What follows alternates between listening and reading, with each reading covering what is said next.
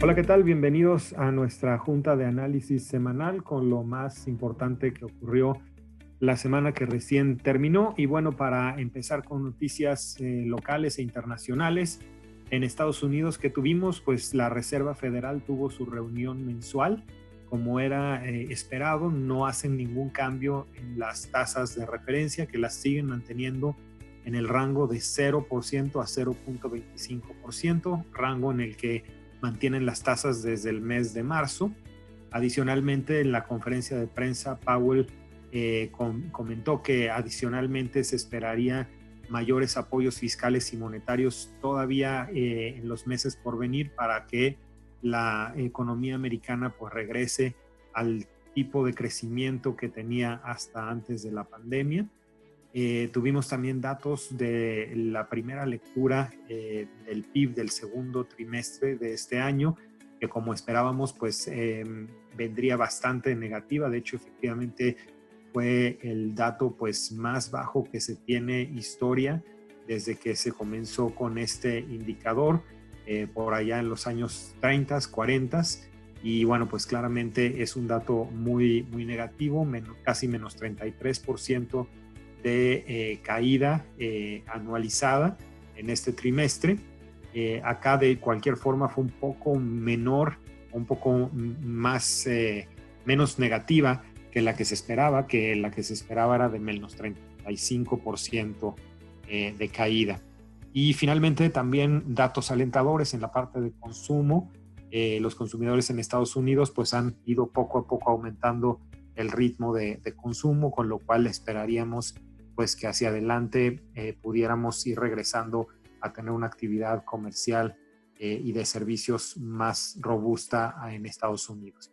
Y acá en México pues también tuvimos la primera lectura del PIB del segundo trimestre. En ambos casos, tanto en Estados Unidos como en México, son lecturas que se van a ir afinando en las siguientes semanas, pero bueno, este es el dato inicial, que también en México fue un dato bastante negativo. La caída, en este caso, la caída anual de lo que fue el segundo trimestre de 2020 fue de menos 18.9%. Este es un dato un poquito diferente al que acabamos de comentar en Estados Unidos. En Estados Unidos, el dato que comenté es el de la caída de la actividad en el segundo trimestre en datos anualizados. Esto equivaldría al 53.1% de caída en el caso de México. Sin embargo, acá el dato que generalmente se publica es el dato de crecimiento, o en este caso de crecimiento de manera anual.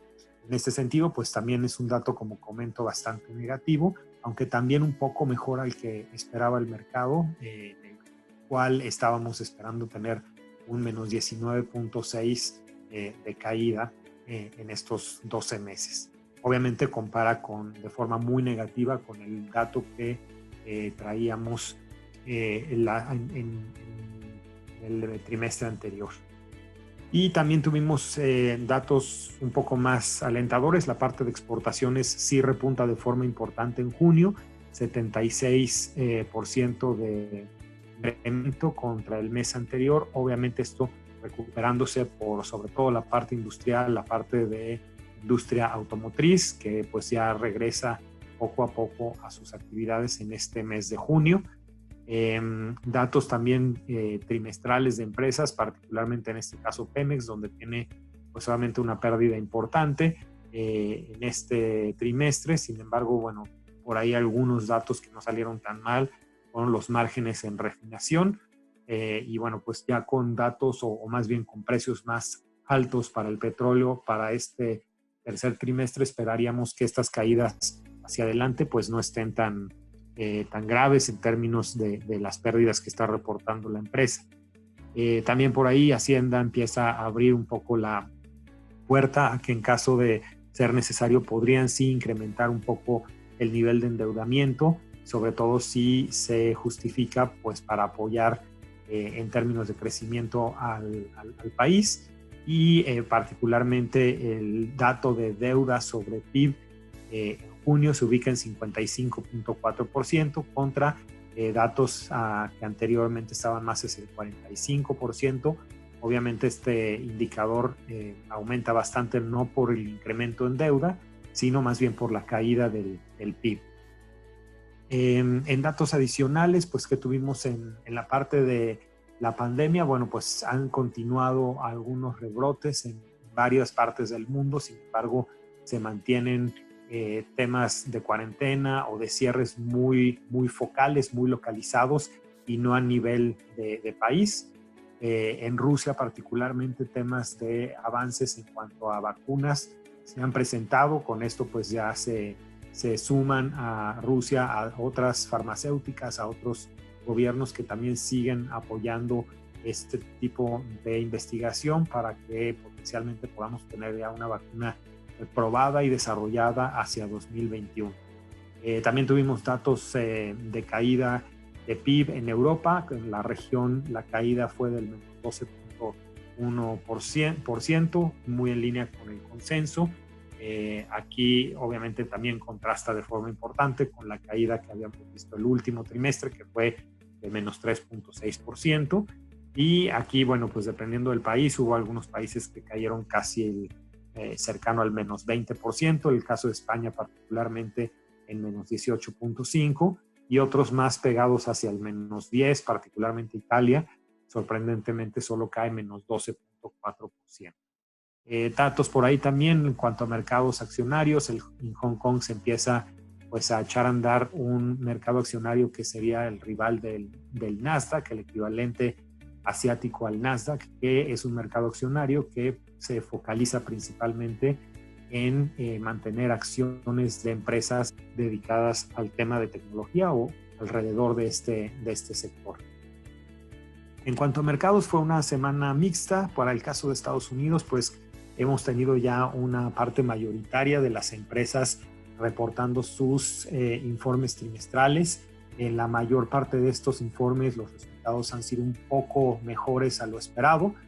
Claramente son resultados muy afectados por todo el tema de la caída en actividad económica. Sin embargo, bueno, pues hay algunos sectores, particularmente el sector tecnología, que está teniendo resultados bastante positivos, y la parte de resultados más decepcionantes viene en empresas claramente de sectores como industriales o energía.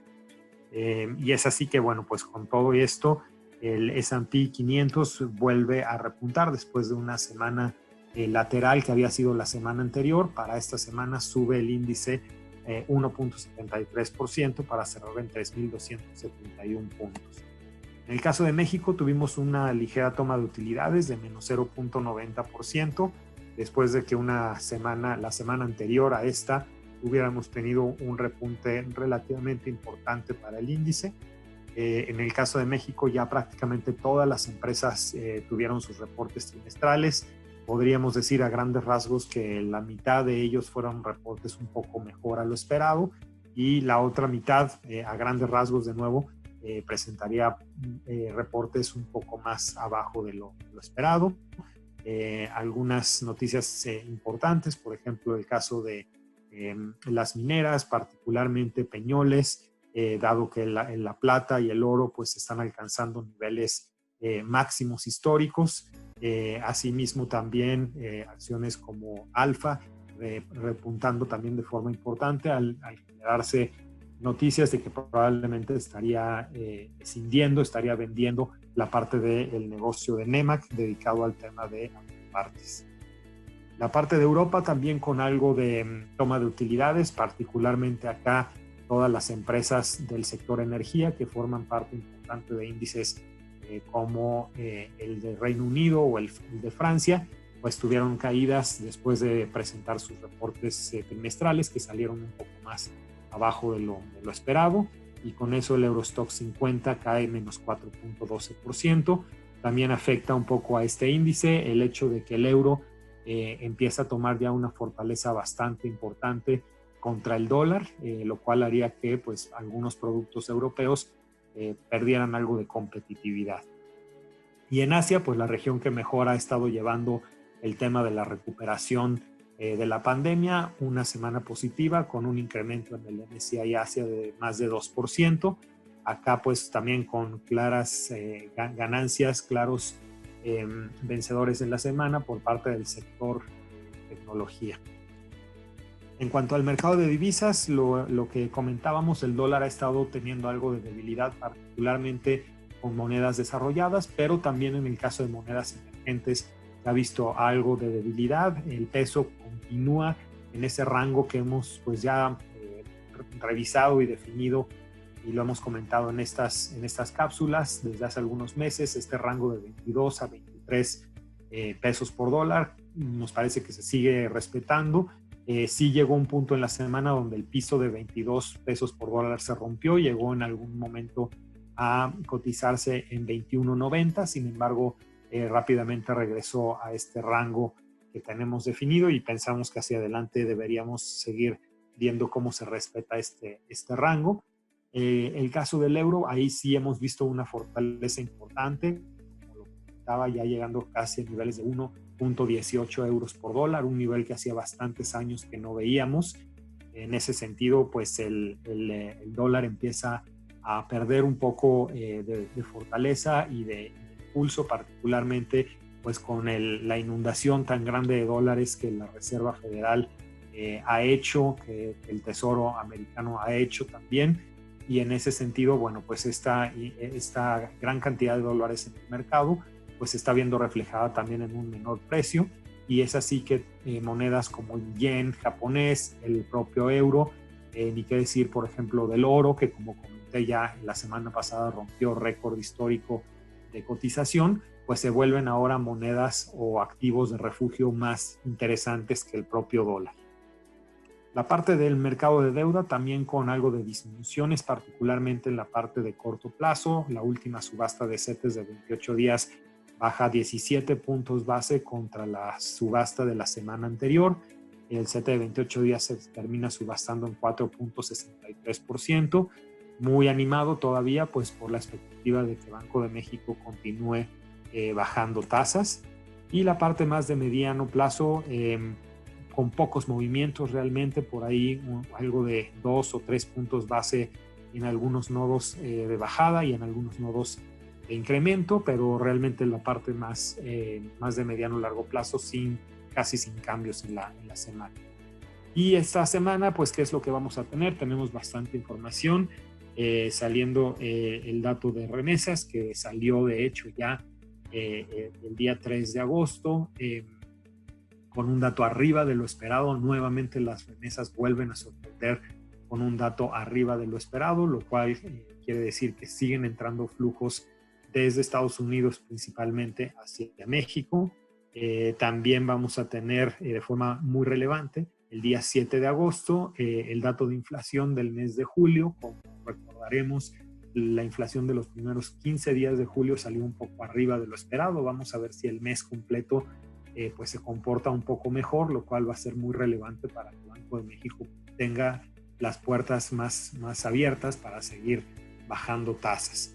Y en el caso de Estados Unidos, pues lo más importante de datos va a venir hacia el final de la semana, miércoles, jueves y viernes particularmente, con datos de empleo ADP, con datos de nómina no agrícola, que en todo caso pues son unos de los datos más relevantes con los cuales la Reserva Federal toma sus decisiones de política monetaria, y también pues con todos los temas que siguen hablándose de dar más apoyos en Estados Unidos, pues estos datos que vayamos a ver van a ser muy relevantes para ver si se sigue aumentando el apoyo en ese país, que por mucho es el país que más apoyos ha dado a las compañías y a los empleados de este país. Entonces, esto es por el momento lo que tenemos. No olviden estar revisando nuestras redes sociales para tener más información, y nos escuchamos por acá la siguiente semana. Que estén muy bien.